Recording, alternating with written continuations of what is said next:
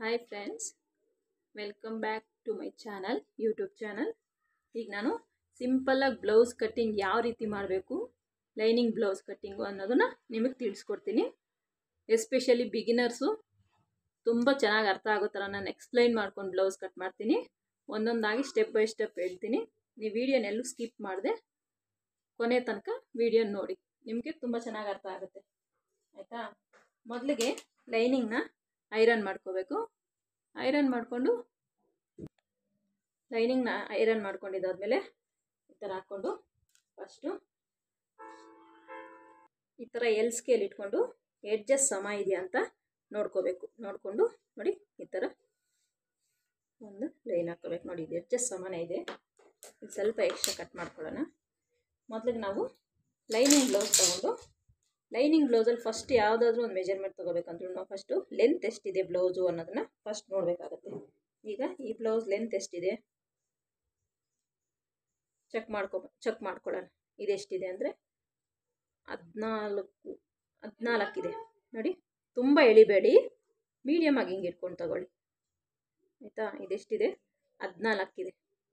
ಎಷ್ಟಿದೆ? 14ಕ್ಕೆ ನಾವು 1 ಇಂಚನ್ನ ಆ್ಯಡ್ ಮಾಡಿಕೊಂಡು 15 ತಗೊಳ್ಳೋಣ. ಯಾಕಂದರೆ 1 ಇಂಚ್ ಯಾಕೆ ಆ್ಯಡ್ ಮಾಡಬೇಕು ಅಂದರೆ ಇಲ್ಲಿ 1/2 ಇಂಚ್ ಸ್ಟಿಚಸ್ಗೆ ಹೋಗುತ್ತೆ, ಇಲ್ಲಿ ಶೋಲ್ಡರ್ ಅಟ್ಯಾಚಿಗೆ 1/2 ಇಂಚ್ ಹೋಗುತ್ತೆ. ಹಾಗಾಗಿ ನಾವು 1 ಇಂಚ್ ಎಕ್ಸ್ಟ್ರಾ ತೊಗೊಂಡ್ರೆ 15 ಇಂಚ್ ಆಗುತ್ತೆ. 15 ಇಂಚಿಗೆ ಒಂದು ಮಾರ್ಕ್ ಮಾಡ್ಕೊಳ್ಳೋಣ.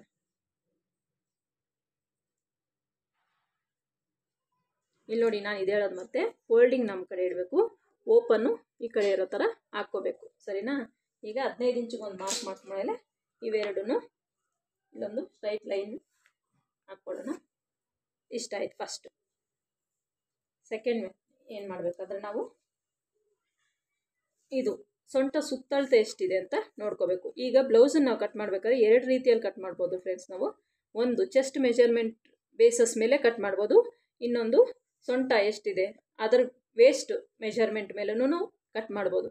ಈಗ ನಾನು ಹೇಳ್ಕೊಡ್ತಾ ಇರೋ ಮೆಥಡ್ ಏನಂದರೆ ವೇಸ್ಟ್, ನಮ್ಮ ಸೊಂಟ ಸೈಜ್ ಮೇಲೆ ನಾನು ಬ್ಲೌಸನ್ನು ಕಟ್ ಮಾಡ್ತಾಯಿದ್ದೀನಿ. ನಿಮ್ಗೆ ಬೇಕಾದ್ರೆ ಚೆಸ್ಟ್ ಮೆಜರ್ಮೆಂಟ್ ತಗೊಂಡು ಚೆಸ್ಟ್ ಆಧಾರದ ಮೇಲೂ ನಾವು ಯಾವ ರೀತಿ ಬ್ಲೌಸ್ ಕಟ್ ಮಾಡ್ಕೋಬೇಕು ಅನ್ನೋದನ್ನು ನಾನು ಹೇಳ್ಕೊಡ್ತೀನಿ ನಿಮಗೆ. ಫಸ್ಟ್ ಈಗ ನಾನು ಸೊಂಟ ಸುತ್ತಳತೆ ಎಷ್ಟಿದೆ ಅದ್ರ ಬೇಸಸ್ ಮೇಲೆ ನಾನು ಬ್ಲೌಸನ್ನು ಕಟ್ ಮಾಡ್ತಾಯಿದ್ದೀನಿ. ಈಗ ನಾವು ಸೊಂಟ ಸುತ್ತಳತೆ ಎಷ್ಟಿದೆ ಅಂತ ತಗೊಳ್ಳೋಣ. ನೋಡಿ, ಇದು ಇದೆಯಲ್ಲ ಕಾಜಾಪಟ್ಟಿ, ಅದನ್ನ ಈ ಥರ ಫೋಲ್ಡ್ ಮಾಡಿಕೊಂಡು ಎಷ್ಟಿದೆ ಇಲ್ಲಿಂದ ಅಂತ ನೋಡಿ, ಟೇಪ್ನು ಮತ್ತು ಬ್ಲೌಸ್ನಿಂಗ್ ಸ್ವಲ್ಪ ಟೈಟಾಗಿ ಹಿಂಗೆ ಹೇಳ್ಕೊಂಡು ಮೆಜರ್ಮೆಂಟ್ ತಗೊಳ್ಳಿ. ಇದೆಷ್ಟಿದೆ ನೋಡಿ, 33.5 ಇದೆ. ಎಷ್ಟಿದೆ? 33.5. 33.5 ನೀವು ಡಿವೈಡೆಡ್ ಬೈ 4 ಮಾಡ್ಕೋಬೇಕು. ನೋಡಿ, ಈ ಥರ ಇಟ್ಕೊಳ್ಳಿ. ನೀವು ಈ ಥರ 33.5ಗೆ ಈ ಥರ ಟೇಪ್ ಇಟ್ಕೊಳ್ಳಿ. ಎಷ್ಟು ಬರುತ್ತೆ ನೋಡ್ಕೊಳ್ಳಿ. ಇದು ಈಸಿ ಮೆಥಡ್. ನೋಡಿ, ಇದೆಷ್ಟು ಬಂತು? ಇಲ್ಲಿ 6.25 ಬಂದಿದೆ. 6.25ಗೆ ಮತ್ತೆ ಈ ಥರ ಇಟ್ಕೊಳ್ಳಿ. ಎಷ್ಟು ಬಂತಿದ್ವು? 8.25 ಮೇಲೆ 1 ಗೆರೆ ಎಕ್ಸ್ಟ್ರಾ ಬಂದಿದೆ. 8.25 ಮೇಲೆ 1 ಗೆರೆ ಎಕ್ಸ್ಟ್ರಾ ಬಂದಿದೆ. ನೋಡಿ, ಹಿಂಗೆ ಮಾರ್ಕ್ ಮಾಡ್ಕೊಳ್ಳಿ. ನಿಮಗೇನು 1 ಗೆರೆ 2 ಗೆರೆ ಹೆಚ್ಚು ಕಮ್ಮಿ ಆದರೆ ಏನು ವ್ಯತ್ಯಾಸ ಜಾಸ್ತಿ ಬರೋಲ್ಲ. ನೀವು ಹಂಗಿದ್ರೆ 8.25 ಇಟ್ಕೋಬೋದು, ತೊಂದರೆ ಇಲ್ಲ. 8.25ಗೆ ಇಟ್ಕೊಳ್ಳೋಣ. ಆಮೇಲೆ ಬ್ಯಾಕ್ ಡಾಟ್ಸ್ಗೋಸ್ಕರ 1 ಇಂಚ್ ಆ್ಯಡ್ ಮಾಡ್ಕೊಳ್ಳೋಣ. ಅದು ಬಿಟ್ಟು ನೆಕ್ಸ್ಟ್ ಎಕ್ಸ್ಟ್ರಾ ನಿಮ್ಗೆ ಬಟ್ಟೆ ಎಷ್ಟು ಬೇಕು, ಕಸ್ಟಮರ್ ಕೆಲವರು ಹೇಳ್ತಾರೆ ನಮ್ಗೆ ಬಟ್ಟೆ ಜಾಸ್ತಿ ಬಿಡಿ ಅಂತ, ಕೆಲವರು ಹೇಳ್ತಾರೆ ಬಟ್ಟೆ ಜಾಸ್ತಿ ಬಿಡಬೇಡಿ ಅಂತ. ನೀವು ನೋಡಿ, ಕಸ್ಟಮರ್ ಯಾವ ರೀತಿ ಹೇಳ್ತಾರೋ ಅದ್ರ ಮೇಲೆ ನೀವು ಎಕ್ಸ್ಟ್ರಾ ಬಟ್ಟೆ ತೊಗೊಳ್ಳಿ. ನಾನಿಲ್ಲಿ 1.5 ಇಂಚ್ ತೊಗೊತೀನಿ ಅಷ್ಟೇ. 1.5 ಇಂಚ್ ಎಕ್ಸ್ಟ್ರಾ ತೊಗೊಳ್ತೀನಿ. ಈಗ ಇಷ್ಟ ಆಯ್ತಲ್ಲ. ಇದೆಷ್ಟು ಬಂತು? ಇಲ್ಲಿ ಸೊಂಟ ಸುತ್ತಳತೆ ನಮಗೆ ರೆಡಿ 8.25. 8.25ಗೆ ನೋಡಿ, ಇದು 30 ಮೇಲೆ ಸೊಂಟ ಸುತ್ತಳತೆ 30 ಮೇಲೆ ಇದೆಯಲ್ಲ, 33.5 ಇರೋದಕ್ಕೆ ಇದು ತುಂಬ ದೊಡ್ಡ ಸೈಜ್ ಬ್ಲೌಸು ಅಲ್ಲ, ತುಂಬ ಚಿಕ್ಕ ಸೈಜ್ ಬ್ಲೌಸು ಅಲ್ಲ, ಮೀಡಿಯಮ್ ಬ್ಲೌಸು. ಹಾಗಾಗಿ ನಾವು ಮೀಡಿಯಮ್ ಬ್ಲೌಸ್ಗೆ ಈ ಸೊಂಟ ಸುತ್ತಳತೆ ಏನಿದೆ 8.25, ಅದಕ್ಕೆ ನಾವು 1/4 ಇಂಚ್ ಎಕ್ಸ್ಟ್ರಾ ಆ್ಯಡ್ ಮಾಡ್ಕೊಳ್ಳೋಣ. 8.25ಗೆ ನಾವು 1/4 ಇಂಚ್ ಆ್ಯಡ್ ಮಾಡಿಕೊಂಡ್ರೆ ಎಷ್ಟಾಗತ್ತೆ? 9.25 ಆಗುತ್ತೆ.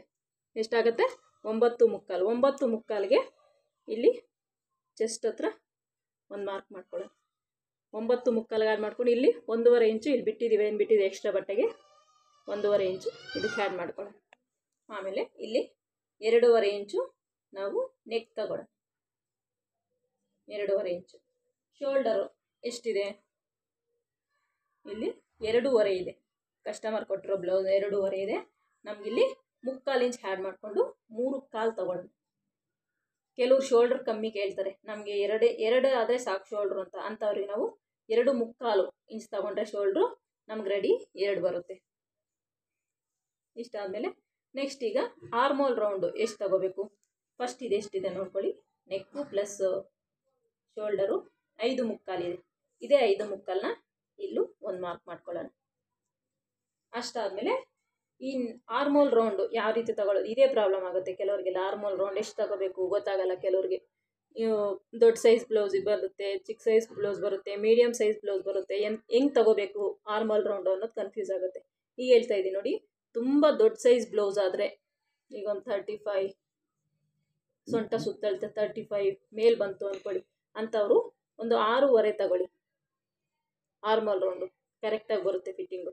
ಇದು ನಾರ್ಮಲ್ ಸೈಜ್ ಬ್ಲೌಸ್ ಆಗಿರೋದ್ರಿಂದ ನಾವು ಇದಕ್ಕೆ 6 ತಗೊಳ್ಳೋಣ. ಕರೆಕ್ಟಾಗಿ ಬರುತ್ತೆ 6 ತಗೊಂಡ್ರೆ. ತುಂಬ ಚಿಕ್ಕ ಸೈಜ್ ಬ್ಲೌಸ್ ಅಂದ್ಕೊಳ್ಳಿ, ಒಂದು 25 ಬಂದಿರುತ್ತೆ ಸೊಂಟ ಸೈಜು, ಅಂಥವ್ರಿಗೆ ನೀವು 5.5 ತಗೊಳ್ಳಿ. 5.5 ತಗೊಂಡ್ರೆ ನಿಮಗೆ ಫಿಟ್ಟಿಂಗ್ ಚೆನ್ನಾಗಿ ಬರುತ್ತೆ. ಈಗ ಇಲ್ಲಿ ನಾವು 6 ತಗೊಂಡಿದ್ದೀವಲ್ಲ, ಇಲ್ಲೂ ಅಷ್ಟೇ ಒಂದು 6ಗೆ 6 ಇಂಚಿಗೆ ಒಂದು ಮಾರ್ಕ್ ಮಾಡ್ಕೊಳ್ಳೋಣ. ಈಗ ಇಲ್ಲೊಂದು ಸ್ಟ್ರೈಟ್ ಗೆರೆ ಹೇಳ್ಕೊಳ್ಳೋಣ. ಇದು ಅಷ್ಟೇ, ಇವೆರಡನ್ನೂ ಸೇರಿಸ್ಕೊಂಡು ಒಂದು ಗೆರೆ ಹೇಳ್ಕೊಳ್ಳೋಣ. ಇಷ್ಟಾದಮೇಲೆ ಏನು ಮಾಡಬೇಕಪ್ಪ ಅಂದರೆ, ಈಗ ಶೇಪ್ ತೆಗಿಯೋಕ್ಕೆ ನಾವು ನೋಡಿ, ತುಂಬ ದೊಡ್ಡ ಸೈಜ್ ಬ್ಲೌಸ್ ಆದರೆ 1.5 ಇಂಚಿಗೆ ತಗೊಳ್ಳಿ. ಚಿಕ್ಕ ಸೈಜ್ ಬ್ಲೌಸ್ ಆದರೆ 1/4 ಇಂಚಿಗೆ ತಗೊಳ್ಳಿ, ಸರಿ ಹೋಗುತ್ತೆ. ಇದು ಮೀಡಿಯಮ್ ಬ್ಲೌಸ್ ಅಲ್ವಾ, ಮೀಡಿಯಮ್ ಅಂದರೆ ಸ್ವಲ್ಪ ದೊಡ್ಡ ಸೈಜೇ. 33 ಬಂದಿದೆ ಅಂದರೆ ಮೀಡಿಯಮ್ಗಿಂತೂ ಸ್ವಲ್ಪ ದೊಡ್ಡ ಸೈಜ್ ಆಗಿರೋದು. ನಾನು 1.5ನೇ ತೊಗೋತೀನಿ, ಶೇಪ್ ಚೆನ್ನಾಗಿ ಬರುತ್ತೆ 1.5 ತೊಗೊಂಡು. ಇದು ಅಷ್ಟೇ 6 ಇಂಚ್ ತೊಗೊಂಡಿದ್ದೀವಲ್ಲ, ಮಿಡ್ಲ್ಗೆ 3 ಇಂಚಿಗೆ ಒಂದು ಮಾರ್ಕ್ ಮಾಡ್ಕೊಳ್ಳೋಣ. ನೆಕ್ಸ್ಟ್ ಇದು ನಮ್ಗೆ ರೆಡಿ ಸ್ಟಿಚ್ಗೆ. ಹಿಂಗೊಂದು ಸ್ಟ್ರೈಟ್ ಲೈನ್ ಹಾಕ್ಕೊಳ್ಳಿ ಈ ಕಾರ್ನರಲ್ಲಿ. ಈಗ ಒಂದು ಕರ್ವ್ ಸ್ಕೇಲ್ ಬರುತ್ತೆ ನೋಡಿ, ಈ ಥರ ಸಿಗುತ್ತೆ ಕರ್ವ್ ಸ್ಕೇಲು. ಇದು ಆರ್ಮೋಲ್ ಶೇಪ್ ತೆಗಿಯೋಕ್ಕೆಲ್ಲ ತುಂಬ ಚೆನ್ನಾಗಿರುತ್ತೆ, ಎಸ್ಪೆಷಲಿ ಬಿಗಿನರ್ಸ್ಗೆ. ನೋಡಿ ಈ ಥರ ಇಟ್ಕೊಂಡು ನೋಡಿ, ಈ ಪಾಯಿಂಟ್ಸು ಟಚ್ ಆಗೋ ಥರ ಇಲ್ಲಿ ಇಲ್ಲಿ ಇಲ್ಲಿ ಒಂದು ಲೈನ್ ಹಾಕ್ಕೊಳ್ಳಿ, ಒಂದು ಕರ್ವ್ ಶೇಪ್ ಕೊಟ್ಕೊಳ್ಳಿ. ನೋಡಿ ಎಷ್ಟು ಚೆನ್ನಾಗಿ ಬಂದಿದೆ ಈ ಥರ. ಇಷ್ಟಾದಮೇಲೆ ಇವೆರಡನ್ನೂ ಸೇರಿಸ್ಕೊಳ್ಳಿ.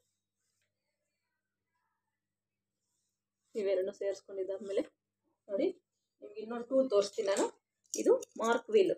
ಇದೇನಕ್ಕಪ್ಪ ಯೂಸ್ ಆಗುತ್ತೆ ಅಂದರೆ ನೋಡಿ, ಈ ಥರ ನಾವು ರೆಡಿ ಸ್ಟಿಚ್ ನಮ್ಗೆ ಇಲ್ಲಿ ಬೇಕು, ಅಲ್ಲಿ ನಾವು ಈ ಥರ ರಫ್ ಕೊಡ್ಕೊಂಡ್ರೆ ನೋಡಿ, ಈ ಥರ ಮಾರ್ಕಿಂಗ್ ವೀಲಲ್ಲಿ ಮಾರ್ಕ್ ಮಾಡಿಕೊಂಡ್ರೆ ನಾವು ಸ್ಟಿಚ್ ಹಾಕೋಕ್ಕೆ ನೋಡಿ ಎಷ್ಟು ಚೆನ್ನಾಗಿ ಕಾಣಿಸುತ್ತೆ. ಇಲ್ಲಿ ಸ್ಟಿಚ್ ಬರೋಕ್ಕೆ ಮಾರ್ಕಿಂಗು ಈ ಕಡೆನೂ ಬೀಳುತ್ತೆ. ಹಾಗಾಗಿ ನಮಗಿದು ತುಂಬ ಹೆಲ್ಪ್ ಆಗುತ್ತೆ ಸ್ಟಿಚಿಂಗ್ ಟೈಮಲ್ಲಿ, ಆಯಿತಾ. ಇಷ್ಟಾದಮೇಲೆ ನಾವು ಇವಾಗ ನೆಕ್ ಎಷ್ಟಿದೆ ಡೀಪು ನೋಡಿ, ಹಿಂಗೆ ಇಟ್ಕೋಬೇಕು ಬ್ಲೌಸ್ನ ಇಟ್ಕೊಂಡು ಮಿಡ್ಲಿಗೆ ಹಿಂಗೆ ತಗೊಂಡು, ಇದು ಎಷ್ಟಿದೆ 5 ಇದೆ. ಎಷ್ಟಿದೆ ಇದು 5 ಇದೆ. 5 ಇಂಚಿಗೆ ನಾವಿಲ್ಲಿ 1/2 ಇಂಚ್ ಆ್ಯಡ್ ಮಾಡ್ಕೋಬೇಕು, ಪ್ಲಸ್ ಇಲ್ಲೊಂದು 1/4 ಇಂಚು ಆ್ಯಡ್ ಮಾಡ್ಕೋಬೇಕು. 1/4 ಇಂಚ್ ಏನಕ್ಕೆ, ಪೈಪಿಂಗಿಗೆ. 1/2 ಇಂಚು ಇಲ್ಲಿ ಬಾಟಮ್ ಸ್ಟಿಚ್ಗೆ. ಎಲ್ಲ ಸೇರಿಸಿ 5.75 ಇಂಚು ನೋಡಿ. ಇದು ಎಕ್ಸ್ಟ್ರಾ ಬಟ್ಟೆ ಕಟ್ ಮಾಡಿಬಿಡೋಕ್ಕೆ 5.75 ಇಂಚಿಗೆ ಇಲ್ಲಿ ಇಟ್ಕೊಂಡು ಇಲ್ಲೊಂದು ಮಾರ್ಕ್ ಮಾಡ್ಕೊಳ್ಳಿ. ಈಗ ಎಷ್ಟಿದೆ ಇದು ನೋಡಿ, ಇಲ್ಲಿಂದ ಉದ್ದ ಎಷ್ಟಿದೆ ಅಂತ. ಇದು 9.25 ಬರುತ್ತೆ. 9.25ಗೆ ಇಲ್ಲಿ ನಾವು 2.5 ತೊಗೊಂಡಿದ್ದೀವಲ್ಲ, ಒಂದು 1/4 ಇಂಚ್ ಎಕ್ಸ್ಟ್ರಾ ಮಾಡಿ ತೊಗೊಳ್ಳಿ. ನಮಗೆ ತುಂಬ ಬ್ರ್ಯಾಡ್ ಬೇಡ ಅಂತ ಹೇಳಿದ್ದಾರೆ ಕಸ್ಟಮರು, ಸೊ ಹಾಗಾಗಿ ನಾನು ಒಂದು 1/4 ಇಂಚ್ ಆ್ಯಡ್ ಮಾಡಿಕೊಂಡು 2.75 ಇಂಚ್ ತೊಗೋತೇನೆ. ನಿಮಗೆ ಬ್ರಾಡ್ ಬೇಕು, ಕಸ್ಟಮರ್ಸ್ ತುಂಬ ಬ್ರಾಡಾಗಿ ಆಗ್ತಾರೆ ಅಂತಂದಂಗಿದ್ರೆ ನೀವು 3 ತೊಗೋಬೋದು, 3.5 ತೊಗೋಬೋದು. ಇಲ್ಲಿ 3.5 ತಗೊಳ್ಳೋಕೆ ನೀವು ಹೋದರೆ ಇಲ್ಲಿ ಸ್ವಲ್ಪ ನೀವು ನೆಕ್ ಅಗಲನ ಕಡಿಮೆ ಮಾಡ್ಕೋಬೇಕಾಗುತ್ತೆ. ಯಾಕಂದರೆ ಇಲ್ಲಾಂದರೆ ನಮಗೆ ಶೋಲ್ಡ್ರ್ ಡ್ರಾಪ್ ಆಗೋ ಚಾನ್ಸಸ್ ಇರುತ್ತೆ. ಸೊ ಹಾಗಾಗಿ ಇಲ್ಲಿ ಬ್ರಾಡ್ ಬಂದಷ್ಟು ಇಲ್ಲಿ ನೆಕ್ ಇಡ್ತಿದೆಯಲ್ಲ, ಇದನ್ನು ಕಡಿಮೆ ಮಾಡ್ಕೋಬೇಕಾಗುತ್ತೆ. ನನಗಿಲ್ಲಿ ಇವರು ತುಂಬ ಬ್ರ್ಯಾಡ್ ಬೇಡ, ಸಿಂಪಲಾಗಿ ಸಾಕು, ಸ್ವಲ್ಪನೇ ಡೀಪ್ ಸಾಕು ಅಂತ ಹೇಳಿದ್ದಕ್ಕೆ ನಾನಿಲ್ಲಿ 1/4 ಇಂಚು, ಇದಕ್ಕಿಂತ 1/4 ಇಂಚ್ ಆ್ಯಡ್ ಮಾಡಿಕೊಂಡು 2.75 ಇಂಚ್ ತಗೋತಾ ಇದ್ದೀನಿ.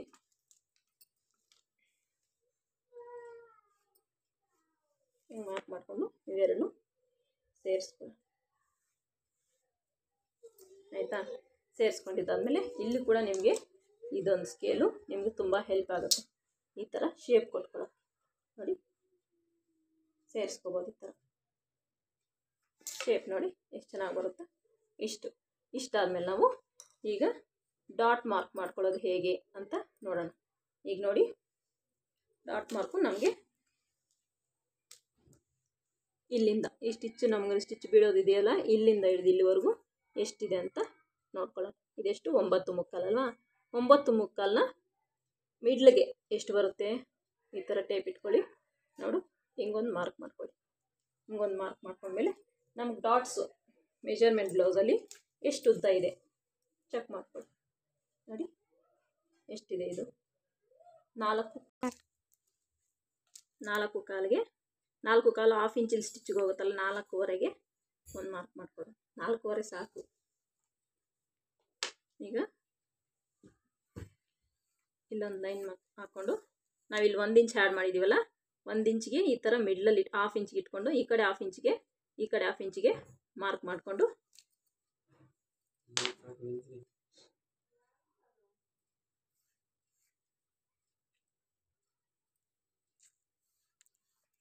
ಈ ಮಾರ್ಕ್ ವೀಲಿಂದ ಈ ಥರ ಮಾರ್ಕ್ ಮಾಡಿಕೊಂಡ್ರೆ ನಿಮ್ಗೆ ಸ್ಟಿಚ್ ಮಾಡಬೇಕಾದ್ರೆ ಹೆಲ್ಪ್ ಆಗುತ್ತೆ. ತುಂಬ ಆರಾಮಾಗಿ ಸ್ಟಿಚ್ ಮಾಡ್ಕೋಬೋದು. ಮಾರ್ಕಿಂಗ್ ತುಂಬ ಚೆನ್ನಾಗಿ ಕಾಣಿಸುತ್ತೆ.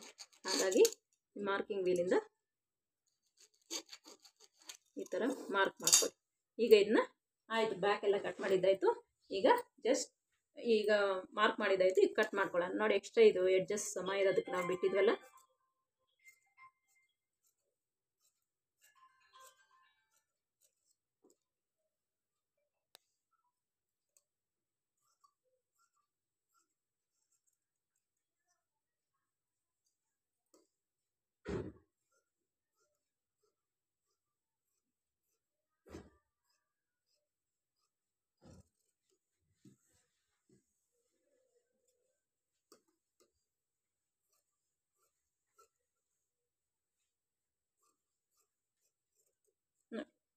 ಈಗ ಆಯಿತು. ನಾನು ಈಗ ನೆಕ್ನ ಆಮೇಲೆ ಫ್ರಂಟ್ ಕಟ್ ಮಾಡಿದ್ದಾದಮೇಲೆ ನಾನು ನೆಕ್ ಕಟ್ ಮಾಡ್ಕೋತೀನಿ.